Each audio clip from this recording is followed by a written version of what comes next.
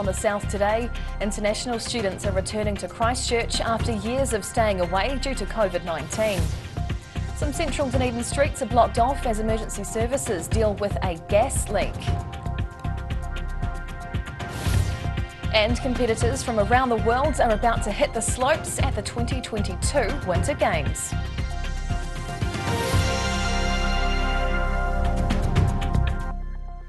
Kia ora, good evening, I'm Hannah Wilkins. Christchurch Mayor Leanne Dalzell has welcomed a group of international students to her city. Their arrival heralds the start of a recovery for the city's international students program. Not every group of students gets to meet a mayor on their first visit to a new country. 13 international students out of an influx of 160 have been welcomed to the city by Christchurch Mayor Leanne Dalzell. A recent global marketing campaign has raised New Zealand's profile. It achieved significant international media coverage and has helped contribute to the current influx of students. So if you're ready for new, take a new look at a New Zealand education. I am from Saigon and it's the southern part of Vietnam.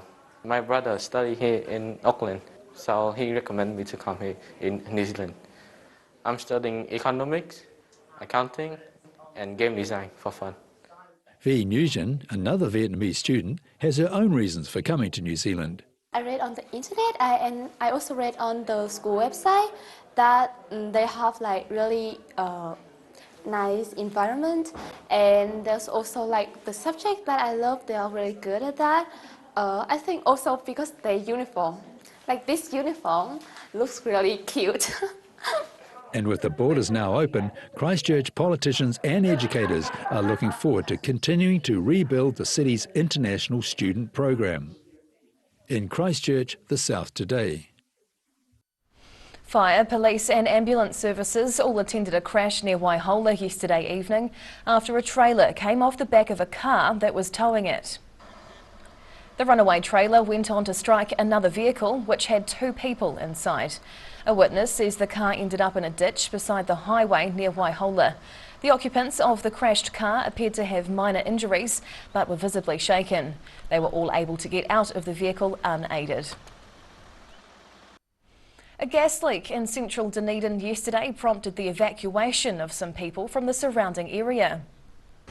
Emergency services responded to the suspected leak in a Great King Street car park near Albion Lane around the middle of Tuesday afternoon. 3 Fire and Emergency New Zealand appliances attended the incident after reports of a strong smell of gas in the area. And on arrival we found a gas pipe leaking in some earthworks. We've evacuated the area and used a water fog to disperse the gas until we can get that turned off by the contractors. Fire crews evacuated people from the area while police cordoned off the nearby intersection. A spokesman from Genesis Energy says a construction company had made a hole in a gas pipe while working in the area. The incident's still being investigated, but the Dunedin City Council claims its contractors weren't working near where the pipe failed. Work at the site would be paused once repairs were completed until a full review's taken place. In Dunedin, the South today. A group of people in Balclutha are preparing to mark Blue September. It's the annual fundraiser for the Prostate Cancer Foundation, with people hosting events across the country throughout September to raise awareness of the disease. It's a good thing staff at Balclutha's Mask Beauty and Hair had an ample supply of peroxide and blue hair dye on hand, as a collection of southern blokes joined the Blue Rinse Brigade, in a manner of speaking. Salon owner Amber Field was happy to help the men prepare to take part in Prostate Cancer New Zealand's Blue September events. Get checked is important. You know, we only have one life at the end of the day. Sooner we get things checked and find out, the easier it is to seek treatment, etc. 1 in every 8 Kiwi men will be affected by prostate cancer. Clutha leader reporter Nick Brook outlines a key issue facing the foundation. The Prostate Cancer Foundation of New Zealand helps men and their families across New Zealand and receives no government funding, relying entirely on public donations. Another participant at this week's hair dyeing session, Simon Cleverly, says it's all about raising awareness. It's when people come up and say, why have you dyed your hair blue, or what are you on about, or what's going on here, we can start a conversation about their health. So I think it's a great idea, even though I look ridiculous. The Prostate Cancer Foundation says there are a number of potential indicators of prostate ill health, including difficulty passing urine and personal functioning. The foundation recommends all men 50 and above get regularly checked by their GP. In Balclutha, The South Today. Cheap drinks and free bar snacks were on offer to help entice young people to Dunedin's first Mayoral Forum of the season last night. 9 out of the 11 mayoral candidates for Dunedin City turned up to debate the issues and each other. The election forum was organised by the Otago University Students Association and held in the main common room. A range of topics were covered, including a rare moment of agreement between Lee Vandervis and rival Aaron Hawkins, with neither supporting a pedestrian crossing on Albany Street. Councillors were asked what they thought they could offer the student community. Responses ranged from banning cars from the university precinct through to encouraging the performing arts. Winter Games New Zealand starts this weekend, but the organisation's CEO says staff and athletes are already preparing for the next Winter Olympics, due to be held in Italy in 2026. Mark Toomey took over the organisation in 2018 and believes many athletes will be stepping up to compete. The man at the top of Winter Games NZ is hoping to see more scenes like this in around 4 years' time. And being able to see that happen, you provide the stage, I guess, and to see people perform on it, it's the ultimate reward for anyone in events. But to get to the top of the sporting world in disciplines like skiing, snowboarding and more, there needs to be extensive planning and training. Winter Games CEO Mark Toomey is the man with the plan. This year we've got 16 events over 16 days, which is great to be back hosting international athletes again. We've got 430 odd athletes from 26 countries, so we've got plenty of excitement to watch. And we've got alpine events, we've got half pipe, slope style, we've got free ride events, and then we've got the Stomp series. The local winter sports competitions changed from a biannual to a yearly event in 2018. Toomey says it's all part of the plan to improve the competitiveness of athletes heading towards the 2026 Olympic and Paralympic Games to be held in Milano, Italy. Meanwhile, this year's Winter Games hit the slopes later this week and run until mid-September. In Wanaka, The South Today. Whai Yakane, still to come on The South Today. A retired couple who've called Cadrona home for 14 years are in search of their next haven with peace and quiet. And Eastern Southland's top netball trophy finds its home on the mantelpiece for another year.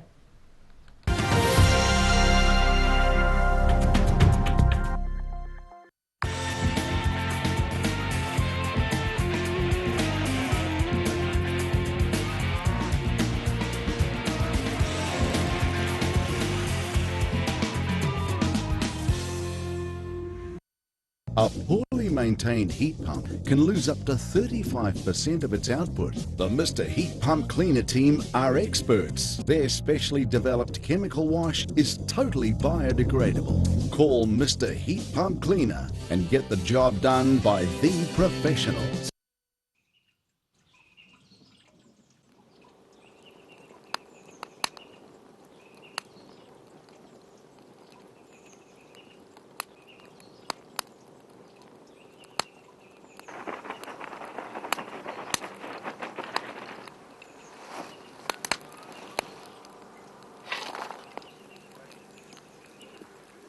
Come on, mate. The blue doesn't go with the brown.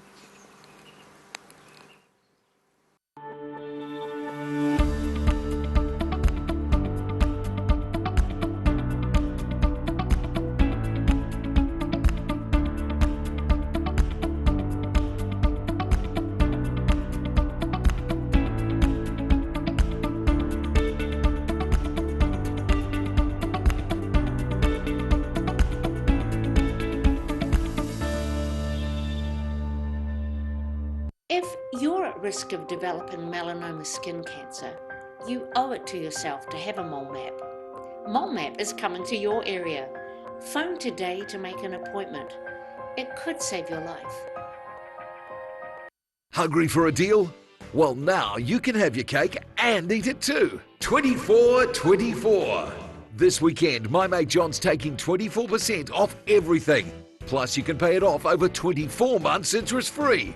Don't put up with your old furniture anymore. Get the gear you need today and save. 2424. Where did you get that furniture from? Stafford Street. And my mate John.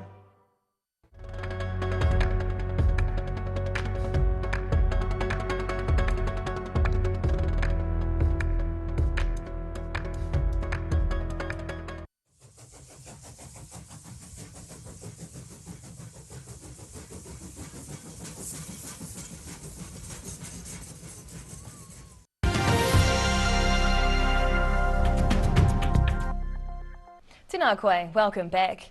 A retired couple living in Cardrona are leaving the township in search of a quieter lifestyle. Kay and Martin Curtis moved into the Cardrona Valley 14 years ago before the nearby ski field opened. But they say the main roads now become too busy with visitors and passing tourists. No longer a place of peace and solitude. Singer-songwriter Martin Curtis and his wife Kay have made the tough decision to leave their home in Cardrona after 46 years in the valley. When the couple arrived in the area in 1976, cars on Cardrona's main road were a rarity. That's because it would be another 4 years before the now bustling Cardrona ski field opened.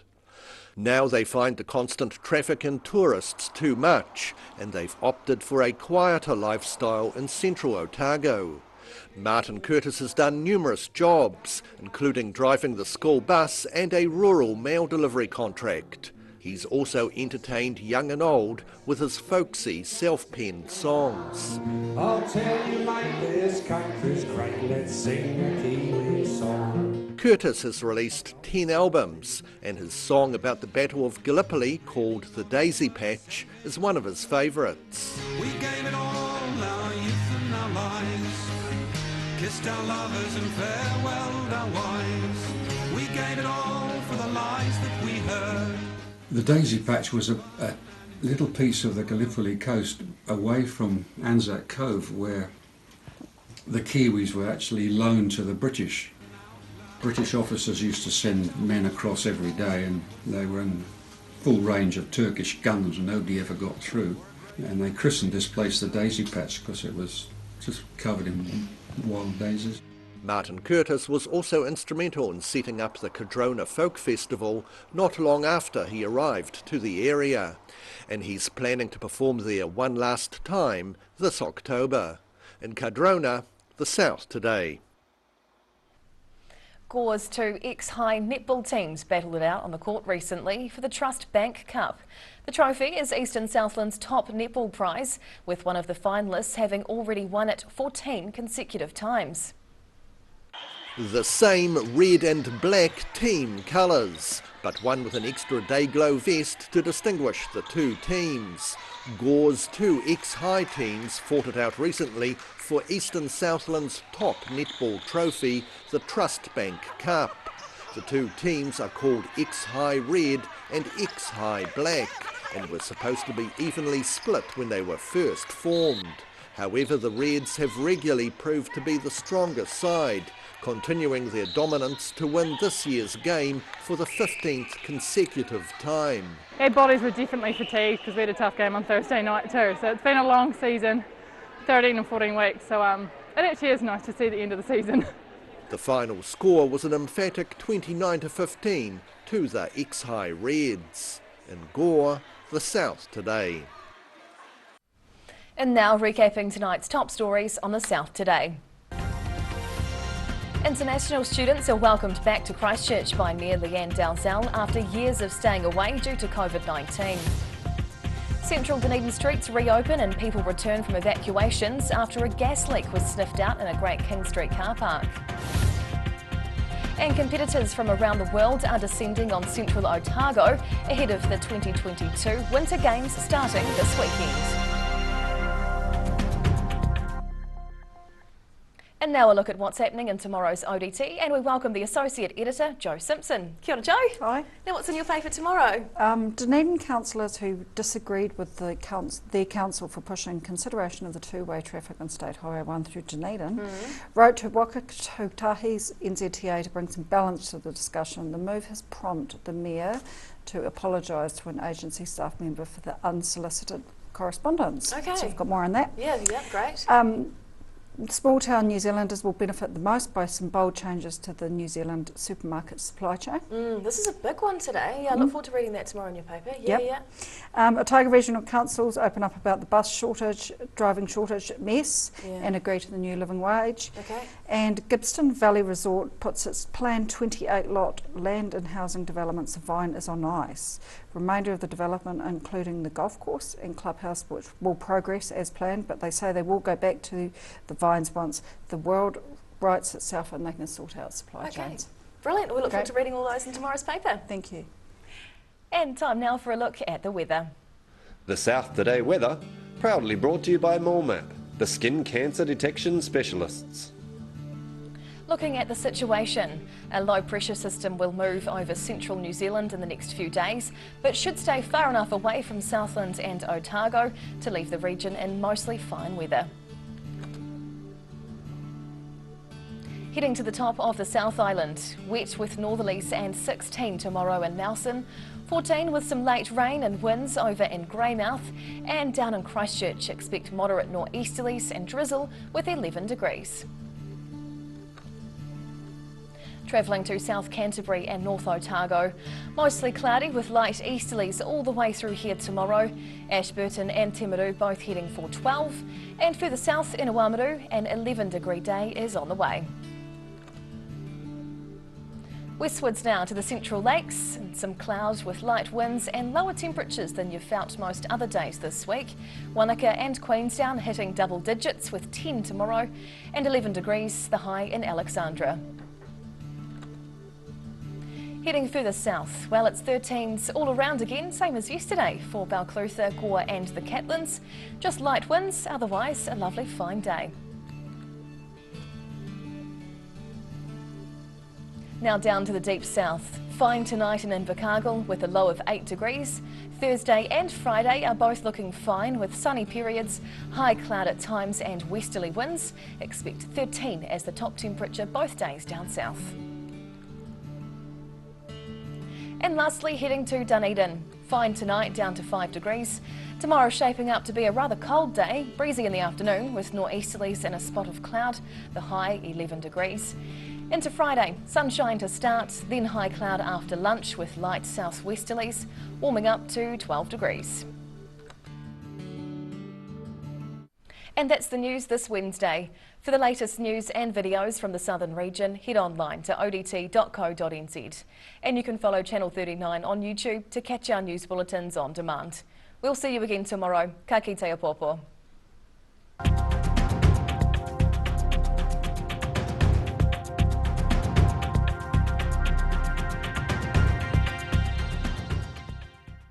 Public interest journalism funded through New Zealand On Air.